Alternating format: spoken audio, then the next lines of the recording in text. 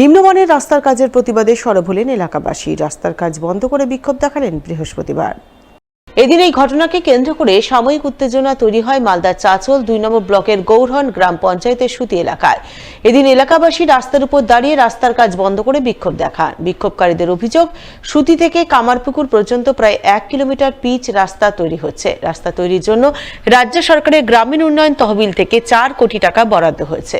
কাজের দায়িত্বে রয়েছে মালদা জেলা পরিষদ, অথচ এই রাস্তার কাজ ঠিকঠাক হচ্ছে না। নিম্নমানের সামগ্রী ব্যবহার করা হচ্ছে। এই বিষয়ে ঠিকাদার সংস্থাকেও বলেও কোনো সুরাহা হয়নি, তাই তারা বাধ্য হয়ে কাজ বন্ধ করে বিক্ষোভ দেখাচ্ছে। সুতি থেকে যে গড়ন রাস্তাটা হচ্ছে IRDF এর প্রায় 4 কোটি টাকার কাজ, একদম মাটি দিয়ে কাজ করছে। তাই আমরা আজ গ্রামবাসী মিলে এসে কাজটাকে বন্ধ করেছি। কিভাবে দুর্নীতি হচ্ছে? দুর্নীতি আপনাদেরকে দেখালাম একটু আগে যে মাটি আর মেটাল দিয়ে কাজ, মাটি আর মেটাল মিশিয়ে কাজ করছে। মাটি হচ্ছে 3 ভাগ, মেটাল হচ্ছে 1 ভাগ। শিডিউল মেনে কাজই করেনি। আমরা জানা মতে আমাদের যেখানে এই রাস্তাটাকে মাটিটা সমান করে 6 ইঞ্চি আপনার জিএসবি করার কথা, ওই পাথর আর বালি মিশিয়ে 6 ইঞ্চি জিএসবি হবে, সেটাও কোথাও হয়নি। আমরা চাইছি যে রাস্তাটা যেভাবে শিডিউল আছে ওইভাবে কাজ হোক। অন্যদিকে এদিনই চাচল 2 নম্বর ব্লকে বকেয়া বিলের দাবিতে জোরদার আন্দোলন করেন 100 দিনের কাজে দ্রব্য সামগ্রী ব্যবহারকারী ঠিকাদাররা। তারা চাচল 2 নম্বর বিডিও অফিসের গেটে বিক্ষোভ দেখান। গত 3 বছর ধরে তাদের বকেয়া থাকা কয়েক কোটি টাকা অবিলম্বে প্রদানের দাবিতে সরব হন। এনআরজিএস স্কিমে 60-40 রেশিওতে যে মাল সরবরাহ আমরা করেছি, আমরা ঠিকাদাররা করেছি, আজকে প্রায় 3 বছর হয়ে গেল, পেমেন্ট আমরা পাচ্ছি।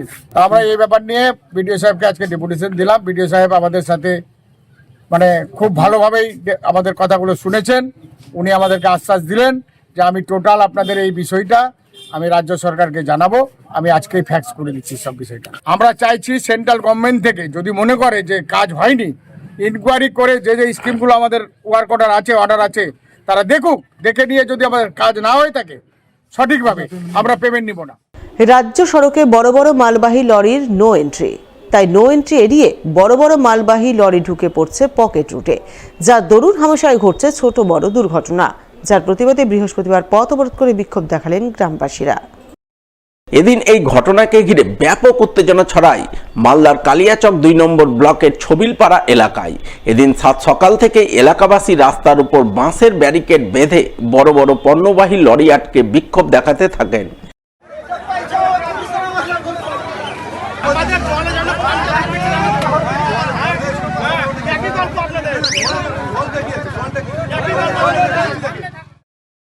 বিক্ষোভকারী গ্রামবাসীদের অভিযোগ, অমৃতি মোথাবাড়ি রাজ্য সড়কে পুলিশ প্রশাসনের পক্ষ থেকে সকাল 8টা থেকে রাত 8টা পর্যন্ত বড় বড় পণ্যবাহী লরির নো এন্ট্রি থাকে, অথচ ওই সময় পুলিশের মদতে কিছু পণ্যবাহী লরি মেহেরাপুর হয়ে ছবিলপাড়ার রাস্তা দিয়ে সাদুল্লাপুর হয়ে 12 নম্বর জাতীয় সড়কে চলাচল করছে, যার ফলে এলাকায় যানজট হচ্ছে, ছাত্রছাত্রীরা স্কুলে যেতে সমস্যায় পড়ছে। এছাড়াও হামেশাই ছোট বড় দুর্ঘটনা ঘটছে। তাই বড় বড় পণ্যবাহী লরি মেহেরাপুর সাদুল্লাপুরের রাস্তায় নো এন্ট্রির দাবিতে আজ তারা আন্দোলনে নেমেছেন, পথ অবরোধ করে বিক্ষোভ দেখাচ্ছেন। যদিও পরে পুলিশের আশ্বাসে সেই অবরোধ উঠে যায় বলে খবর। লোকাল রাস্তা, ছোট রাস্তা, আমরা চাইছি এই রাস্তাতে বড় গাড়িটা যেন বন্ধ হয়ে যায়। 8টা থেকে সকাল 8টা থেকে রাত 8টা পর্যন্ত নো এন্ট্রি থাকে বড় গাড়ি, এটাই আমরা চাইছি। সেই জন্য আমরা পথ অবরোধ। বড় গাড়িগুলো থামালে অনেক দুর্ঘটনা হচ্ছে রাস্তায়, প্রশাসনও কিছু করছে না, ব্যবস্থা নিচ্ছে না। আমরা চাইছি বড় গাড়িগুলো সকাল 8টা থেকে রাত 8টা পর্যন্ত যেন বন্ধ থাকে। আর এই রাস্তাতে অনেক স্কুল আছে, স্কুলে বাচ্চারও অসুবিধা হচ্ছে স্কুল আসা। আমরা যতক্ষণ না আমরাকে না বলেছে যে এটা সকাল 8টা থেকে রাত 8টা পর্যন্ত সুরাহা না হয়েছে এই জিনিসটা, ততক্ষণ আমরা বন্ধ। বাড়ি বাড়ি থেকে জঞ্জাল সংগ্রহের জন্য ব্যবহারিক শুল্ক বসাতে চলেছে পুরাতন মালদা পৌরসভা। প্রতিদিন 1 টাকা হিসেবে মাসে 30 টাকা শুল্ক নেওয়া হবে প্রতিটি বাড়ি থেকে। রাজ্য পৌর ও নগর উন্নয়ন দপ্তরের নির্দেশে বাড়ি বাড়ি থেকে জঞ্জাল সংগ্রহে এমনই ব্যবহারিক শুল্ক আগামী 1 ডিসেম্বর থেকে ধার্য করতে চলেছে পুরাতন মালদা পৌরসভা। বৃহস্পতিবার এমনটাই জানালেন পৌরসভার চেয়ারম্যান কার্তিক ঘোষ। তিনি ঠিক কি জানিয়েছেন শুনুন তার মুখ থেকে। নগর উন্নয়ন দপ্তর থেকে একটা নির্দেশ আছে, সেই নির্দেশ হচ্ছে যে আমাদের যারা বাড়ি বাড়ি থেকে যে আমরা যে কালেক্ট করি আবর্জনা ময়লাগুলো, তার জন্য একটা সার্ভিস চার্জ নিতে বলেছে। যেটা হচ্ছে যে ব্যবহারিক চার্জ যেটাকে বলছে, সেটা বাড়ি বাড়িতে চার্জ করতে বলেছে এবং বিভিন্ন পৌরসভাতে শুরু হয়েছে।